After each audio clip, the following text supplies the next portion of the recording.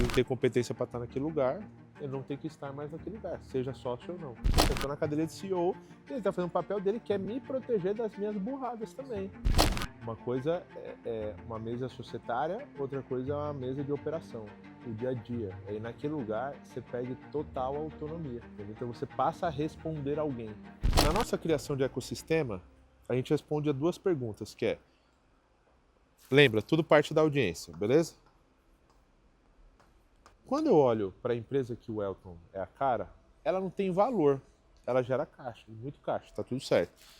Só que ela não tem valor porque ela é extremamente pessoalizada. A gente está fazendo um monte de coisa para tentar mudar isso, mas ainda essa é a realidade. Só que qual que é o ativo que eu tenho? A audiência. Aí, por exemplo, a gente sempre faz duas perguntas, que é o que o meu cliente consome enquanto ele está consumindo de mim? Essa é a primeira pergunta. E a segunda pergunta é o que o meu mercado precisa que eu faço bem aqui dentro? Aí, por exemplo, o que meu cliente consome enquanto ele está consumindo de mim? A gente fala muito sobre saúde e bem-estar. Então ele consome suplementos. A gente falou, beleza, então vamos criar uma empresa de suplementos? Vamos. Aí você fala, por que você não deixa isso aqui dentro? Porque eu jogo para fora, eu crio uma outra empresa, eu trago outro cara para tocar, e essa minha audiência vira o primeiro canal de aquisição. Para quê? Para que eu monetize, para que eu tenha estrutura financeira e para que ela comece a girar. E aí, ao longo do tempo, eu venho desenvolvendo um monte de outros canais de aquisição para esse negócio, até que isso daqui tenha uma representatividade de 10 a 15% no máximo como canal de aquisição. Só que se eu rodo isso aqui dentro, eu só vou vender para essa audiência. Se eu tiro isso daqui, porque faz sentido, aí eu começo a vender para o mercado lá fora e é uma empresa que gera valor. Então aqui, aí eu respondo a primeira pergunta, que é o que meu cliente consome enquanto ele está consumindo de mim. Aí eu vou para um segundo tipo de pergunta, que é o que meu mercado consome que eu faço bem. Por exemplo, a gente sempre rodou o boleto parcelado. Aí eu percebi que tinha uma brecha no mercado. Aí nasceu o quê? TMB. Aí o que a gente utilizou? O primeiro cliente era a gente. Para quê? Para que eu desse, para que eu gere estrutura financeira para cá, porque eu sou um cliente grande. Então essa empresa ela já nasce com um valor mínimo interessante, até que eu comece a ter outros canais de aquisição para que a minha representatividade nessa empresa como canal de aquisição seja de 10 a 15%. Só que aí eu começo a desenvolver um ecossistema de outras coisas. Então, por exemplo, a TMB. A TMB nasceu. Aí, no meio que a TMB nasceu, a gente falou, cara, a gente já empresta dinheiro para o cara comprar curso online. E se a gente fizesse uma outra BU aqui, que é para procedimentos estéticos, até 15 mil reais. Então o cara, botox, cabelo, o cara que não tem condições de pagar à vista, mas ele no boletinho ele vai pagar. Então beleza, aí nasceu o que a gente está chamando de TMR. Só que eu parti dessa coisa aqui. Então, o que eu faço bem na TMB que o mercado pode precisar? Porra, eu faço uma análise de crédito muito boa, então eu tenho muitos dados para que eu consiga, a partir de não ter garantia nenhuma, emprestar o dinheiro numa taxa boa e com uma certa segurança de recebimento. Então, beleza, por que eu não faço isso em outro nicho? E aí eu começo a desenvolver um ecossistema de um monte de coisas que gerem de fato valor. Aí aqui eu tenho uma estrutura empresarial que ela assim, ó. Aqui eu tenho um negócio chamado Império 55. Aqui eu tenho um negócio chamado CSC.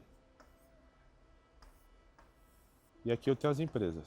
TMB, Aliança Divergente, TMD, Corpo Explica, Fábrica de Negócios. Tem todas as empresas que a gente tem. Aí como que funciona essa estrutura? CSC tem o jurídico, tem o financeiro, centro de serviço compartilhado. Aqui está todo o back-office de todas as empresas. Que aí eu diluo o custo desses caras para que todos os caras falem a mesma língua seguindo a mesma governança. Entendeu? Então aqui está todo o back-office. Aí aqui é back-office para garantir os procedimentos de todas as empresas. Aqui eu tenho uma outra estrutura que é de geração de valor. Gerar valor. O que eu tenho aqui?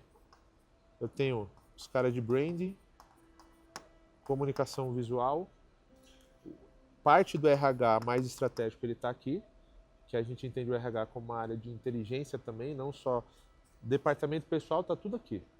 Folha, está tudo aqui. Só que aqui eu tenho um nível de geração de valor, tipo assim, cara, quem são os caras estratégicos que eu quero trazer, modelos de vesting, como que a gente pode fazer isso?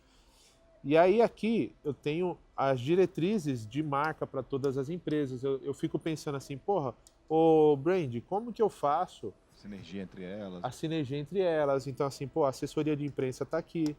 Então, porra, como que eu gero mais mídia para a TMB? Como que eu gero mais mídia para a Aliança Divergente?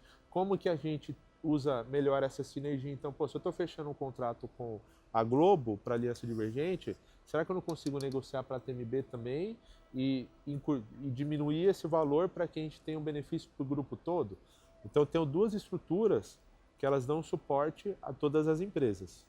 Sem isso aqui, a empresa não funciona, e sem isso aqui, eu não potencializo ela. Quem toca a Império 55 ou quem toca, como funciona? Você tem participação em todas elas, mas você é conselheiro de todas? Ou... Pronto, nosso modelo de governança. Aqui a gente tem um quadro societário que tem eu, Elton, Jaque. Eu vou colocar Jaque e Reinaldo, que eles são casados, certo? Então é uma unidade só de medida. Conselho da TMB. Pronto, vou pegar aqui, ó. Conselho da Aliança Divergente.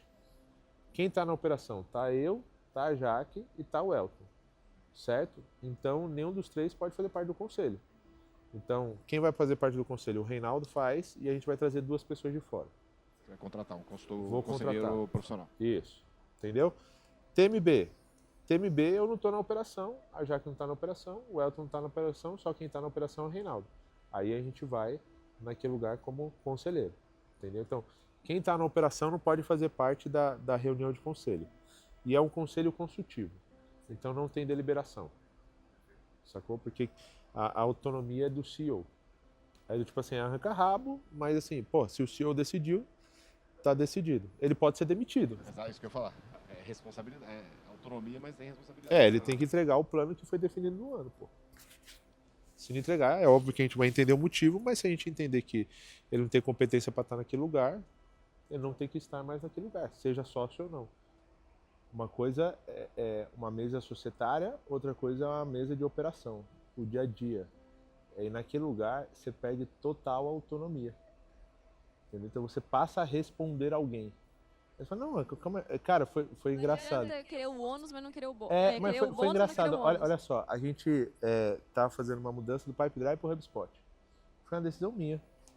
Aí, porra, aqui nessa estrutura do CSC chegou o cara de FP&A, que é um analista financeiro, falou, cara, vocês estão tomando uma decisão de sair desse para esse, uma mudança de custo de tantos por cento, em tanto tempo, o que justifica essa mudança e como que você vai trazer retorno para a empresa? Aí eu brinquei, né? Falei, pô, você que deveria responder essa pergunta, não eu, né? Mas eu falei, não, velho, ele tá no papel dele, tipo assim. Oi? Não foi ele que sugeriu. Aí eu falei, não, velho, eu preciso convencer esse cara de que essa decisão é boa. Independente de eu ser dono ou não. É tipo assim, eu tô na cadeira de CEO e ele tá fazendo o papel dele que é me proteger das minhas burradas também. Isso. Entendeu? Então, não, calma aí, velho. Tá aqui, ó, a compra. Tá, mas e isso aqui você pensou? Eu falei, porra, isso aqui ainda não. Então, tá. A um ponto de eu falar, porra, talvez eu não possa mais tomar essa decisão.